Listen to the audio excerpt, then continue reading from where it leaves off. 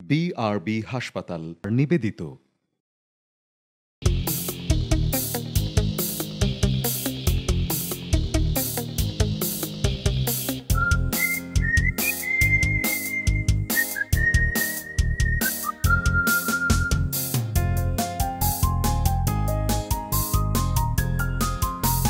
প্রিয় দর্শক, আপনাদের সবাইকে স্বাগত জানাচ্ছি বিআরবি হাসপাতাল স্বাস্থ্য প্রতিদিন অনুষ্ঠানে।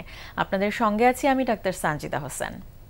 দর্শক, যে বিষয়টি নিয়ে আজ আমরা আলোচনা করব সেটি হচ্ছে ওসিডি। এটি একটি মানসিক রোগ, এটি নিয়ে আমরা আলোচনা করব। আমাদের মাঝে যিনি উপস্থিত আছেন আজকের অতিথি হয়ে, আমরা প্রথমেই পরিচিত হব আমাদের আজকে সে অতিথির সাথে। ডাক্তার দেওয়ান আব্দুর রহিম 1953 সালে ফেব্রুয়ারি মাসে গাজীপুর জেলায় জন্মগ্রহণ করেন। তিনি 1976 সালে ময়মনসিংহ মেডিকেল কলেজ থেকে এমবিবিএস ডিগ্রি অর্জন করেন। এরপর তিনি মানসিক চিকিৎসা বিজ্ঞানে উচ্চতর ডিপিএম এবং পিএইচডি ডিগ্রি লাভ করেন। বর্তমানে তিনি বিআরবি হাসপাতালের মনোরোগ বিদ্যা বিভাগের সিনিয়র কনসালটেন্ট হিসেবে কর্মরত। আপনাকে স্বাগত জানাচ্ছি। ধন্যবাদ। আমি একটু সংক্ষিপ্ত নামটাই বললাম, ওসিডি, এবং এটির পুরো নাম হচ্ছে অবসেসিভ কম্পালসিভ ডিসঅর্ডার, একটি মানসিক রোগ। তো শুরুতেই আপনাকে একটু আমি জানতে চাইবো আপনার কাছ থেকে যে একটি জটিল নাম, এই রোগটি সম্পর্কে একটু জানতে চাইবো খুব সংক্ষেপে, যে কিভাবে এটিকে আসলে সংজ্ঞায়িত করবেন আপনি। আসলে এই রোগটা আমাদের দেশে মানে সূচিবাই বা সূচিবায়ু নামে পরিচিত। বাতিক, চিন্তাবাতিকগ্রস্ত, চিন্তাবাতিক বা কর্মবাতিক, মানে এদের মধ্যে দারুণ সন্দেহ থাকে। বারবার সাবান দিয়ে হাত ধোয়া, বারবার পানি ব্যবহার করা, বেশি পানি ব্যবহার করা, গোসলের পানি ব্যবহার করা, কাপড় চোপড় ধোয়া। তো এই যে একটা বাতিকতা, এই বাতিকতাটাকে সাহিত্যের ভাষায় বাংলাদেশ সূচিবাই বা সূচিবায়ু, বা আরও ভালোভাবে বললে যে চিন্তার বাতিকতা বা কর্মবাতিকতা, এগুলো বলা হয়। তো যাই হোক, এটা একটা খুব কষ্টের ব্যাপার। মানে এখানে এত সমস্যা হয়, রোগী নিজে বুঝতে পারে না যেটা তার সমস্যা। কারা বোঝে? তার যা পারিপার্শ্বিক, তার সঙ্গে যারা থাকে বাড়ির সদস্য, তারা খুব তারা এগুলো ব্যাপারটা বুঝে, তারা খুব বিব্রত বোধ করে। তাদের ডে বাই ডে তাদের দৈনন্দিন কাজের হ্যাম্পার হচ্ছে। দেখা গেল যে বাথরুমে ঢুকে, সে ওয়াশরুমে ঢুকে ঘন্টার পর কাটাচ্ছে। আমার এক পেশেন্ট পরিষ্কার হওয়ার জন্য সে নিজে গোসল করা বা হাত ধোয়া সাবান দিয়ে, হাজব্যান্ড চলে গেছে অফিসে 8টার সময়, উনি তখন ঢুকছেন ওয়াশরুমে, সারা দিন দুপুর পর্যন্ত। তারপর বিকেল যখন ঘরে এসছে, তারপরে তার হাজব্যান্ড অফিস থেকে এসে তাকে টেনে বের করেছে। সারা দিন এরকম ওয়াশরুমে ছিল। কতটা ভয়াবহ হতে পারে, সাংঘাতিক অবস্থা এটা। তো সে পারে না। তো এখন কথা হচ্ছে যে এদেরকে ভালো চিকিৎসা করলে উপকার হয়, কিন্তু এই রোগের অ্যাকচুয়ালি কোনো কারণ ওইভাবে বলা যায় না। যেমন শারীরিক ব্যাধির ব্যাকটেরিয়া থাকে, ভাইরাস থাকে, প্যারাসাইট থাকে, বা ইনফ্লামেশন, ইনফেকশন, আমাদের তো এরকম কোনোই নাই। মানে একটু স্যার জানতে চাইবো যে শুধু এই যে পরিষ্কার থাকার ইচ্ছাটা বা প্রচন্ড ইচ্ছা, সেক্ষেত্রে আবার আপনি বলছেন সূচিবায়ুগ্রস্ত, হ্যাঁ, সেটি ছাড়াও কিন্তু ওসিডির আরো কিছু বিষয় রয়েছে যেটি আরো বেশি ভয়াবহ, যে চিন্তাবাতিক বা কর্মবাতিক, সেগুলোও কিন্তু খুব কষ্ট দেয়। এবং যার হয় সে আসলে কতখানি বোঝে, সে নিজেও কিন্তু একটা সময় ফিল করতে পারে যে সে নিজে কন্ট্রোল করতে পারছে না, সে চাইছে কিন্তু নিজেকে নিজে কন্ট্রোল করতে পারছে না। এটি স্যার একটু জানতে চাইবো আপনার কাছ থেকে। যেমন এরকম আমরা দেখেছি যে ছাদে উঠতে পারে না বা সিঁড়িতে উপরে উঠতে পারে না, কারণ তার মনে হয় ছাদ থেকে আমি লাভ দিই, ছাদ থেকে আমি অ্যাজিভ, তার ইচ্ছা হয়, তার কম্পালশন হয় যে আমি ছাদ থেকে লাভ দিই বা ব্রিজের উপর থেকে আমি লাভ দিই, কিন্তু আসলে সে লাভটা দেয় না, কিন্তু তার মধ্যে একটা প্রচণ্ড আগ্রহ জাগে। সেজন্য ব্রিজে উঠতে পারে না, ছাদে উঠতে পারে না। আমি আরও অনেক কেস হিস্ট্রি বলতে পারবো। যেমন স্লোনেস, মা বলতেছে যে আমার মেয়েকে আমি এত কষ্ট করে বাথরুমে ঢুকাই, আবার সেখান থেকে বের করি, আবার নাস্তা খাচ্ছে, খুব স্লোলি মুখে দেয়, কামড় দেয়, কি যেন একটা চিন্তা করে এত স্লোলি। এবং সে ইডেনে পড়তো, এবং ইডেনে প্রথম ক্লাস, দ্বিতীয় ক্লাস ধরতেই পারতো না। তো চিকিৎসা করার পর সে প্রথম ক্লাস ধরতে পারে। এই অবসেশনাল স্লোনেসও হয়ে আসতে পারে, দারুণ স্লো, মানে সব কিছু পিছনে পড়ে থাকে। তার মানে বিষয়টা এই রোগটির মধ্যে দুইটা পার্ট আছে, আমরা বলতে পারি, যে অবসেশন এবং কম্পালশন। তো এই দুইটাতে আসলে কিভাবে, অবসেশনটা বলতে কি বোঝান এবং কম্পালশনটা কি? কম্পালশন হলো যখন তাকে বাধ্য করে কাজটা করানোর জন্য। অবসেশন হলো চিন্তা, যে আমি কি দরজা লাগাইছি, এটা চিন্তাটা বারবার আসতে থাকবে। সে দরজা হয়তো লাগিয়েই এসেছে, কিন্তু বাইরে এসে সারাক্ষণ সে চিন্তা করছে যে আমি হয়তো দরজা লাগাইছি কি লাগাই না। এটা হলো অবসেশন। আর কম্পালশন হলো তাকে বাধ্য করে ওখানে যে আবার চেক করার জন্য, এই যে তাকে কর্মবাতিক, মানে সে ভাবছে যে আমি পরিষ্কার না এটা তো আছেই, কিন্তু সারাক্ষণ আমি হাত ধুচ্ছি সেটি হচ্ছে কম্পালশন। মানে খুবই ইন্টারেস্টিং একটা বিষয়, কিন্তু রোগীর জন্য খুব কষ্টদায়ক, খুবই কষ্টদায়ক।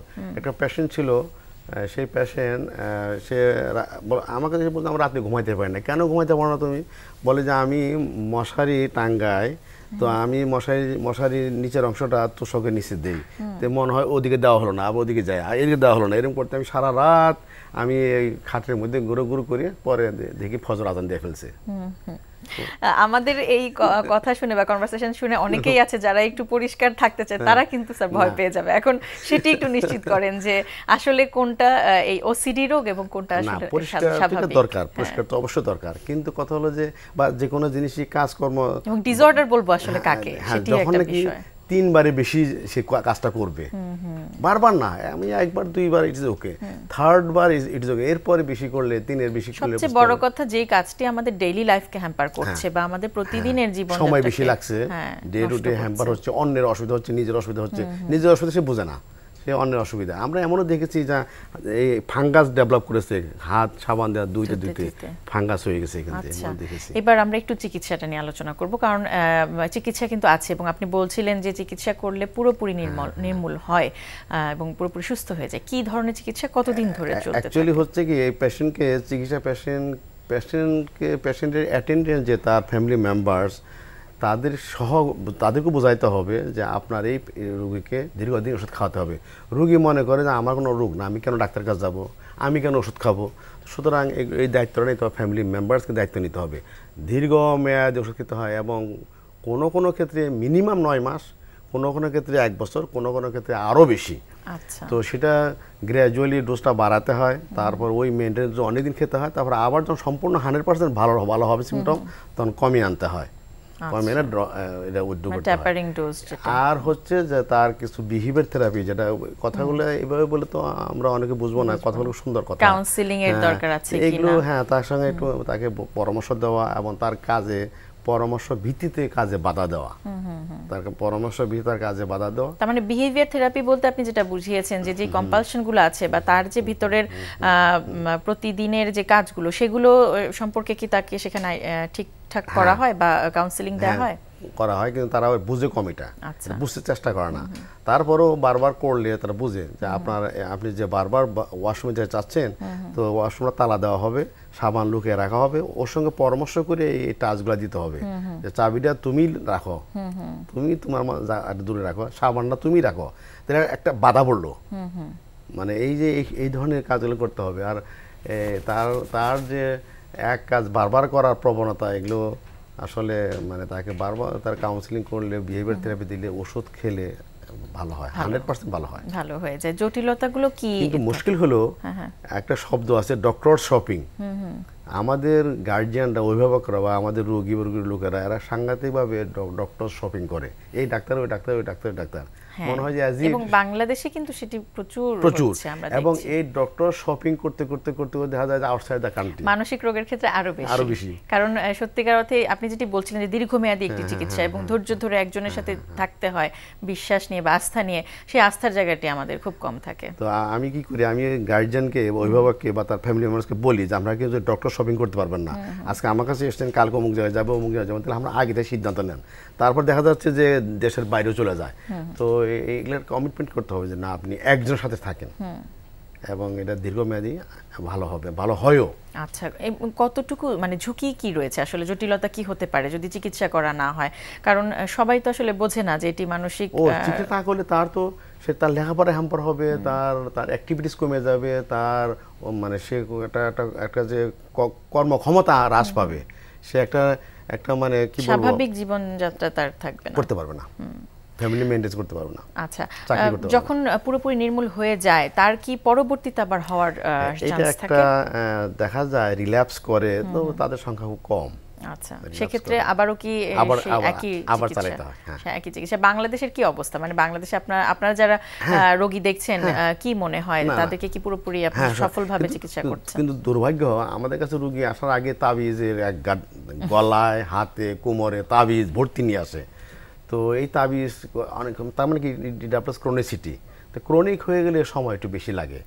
ইনিশিয়ালি আসলে 100% খুব তাড়াতাড়ি ভালো হয়ে যায়, দেরিতে আসলে সময় এটি বেশি লাগে। বুঝতেই আসলে একটু সময় লাগার কথা। বেশিরভাগ সময় দেখা যায় যে তারা বুঝে উঠতেই পারছে না যে আশপাশের যারা মানুষ আছেন বা পরিবার পরিজন আছেন তাদের প্রতি আপনার পরামর্শ কি থাকবে তাহলে, যদি কোন কোন লক্ষণ বা কোন পরিস্থিতিতে আসলে তার সেই মানুষটি যিনি ওসিডিতে আক্রান্ত তাকে নিয়ে যাবে ডাক্তারের কাছে? ফ্যামিলি মেম্বারস তারা অবজার্ভ করবে যে আমাদের এই সদস্য সে তার দৈনন্দিন কাজকর্মে কত সময় লাগায়, সে গ্লাস ধুতে যে কতবার ধোয়, প্লেট ধোয়ার জন্য কতবার যায়, হাত ধোয়ার জন্য কতবার যায়, এগুলো তাকে দরজা বন্ধ জানলা বন্ধ করার সময় কতবার সে দেখে। যদি দেখে যে 1 বার 2 বার 3 বার it is okay, more than 3 তাহলে তাকে ডাক্তারের কাছে আনা উচিত আমি তাই মনে করি। স্যার ধন্যবাদ, অনেক গুরুত্বপূর্ণ তথ্য জানলাম আপনার কাছ থেকে।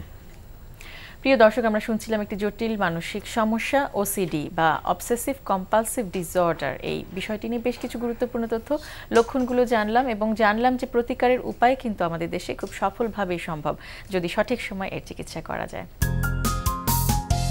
প্রিয় দর্শক, বিআরবি হাসপাতাল স্বাস্থ্য প্রতিদিন সম্পর্কে যদি কিছু জানার থাকে কিংবা কোনো পরামর্শ যদি আমাদের দেবার থাকে জানাতে পারেন এই ঠিকানায়। প্রযোজক বিআরবি হসপিটাল স্বাস্থ্য প্রতিদিন, এনটিভি, বিএসইসি ভবন, 7ম তলা, 102 কাজী নজরুল ইসলাম অ্যাভিনিউ, কারওয়ান বাজার, ঢাকা 1215। ফ্যাক্স নম্বর 914338 থেকে 7 পর্যন্ত। ইমেল বিআরবি হসপিটাল স্বাস্থ্য প্রতিদিন @ntvbd.com। প্রিয় দর্শক, বিশ্বের যে কোনো প্রান্ত থেকে যে কোনো সময় আপনার প্রিয় অনুষ্ঠান বিআরবি হাসপাতাল স্বাস্থ্য প্রতিদিন দেখতে ভিজিট করুন www.ntvbd.com। এছাড়াও এনটিভি জনপ্রিয় সব অনুষ্ঠান ও খবরের আপডেট জানতে ভিজিট করুন আমাদের ইউটিউব ও ভেরিফাইড ফেসবুক পেজ। আজ এ পর্যন্তই, সবাই ভালো থাকুন, সুস্থ থাকুন। আগামীকাল আবারও দেখা হবে ঠিক একই সময় এনটিভি পর্দায়।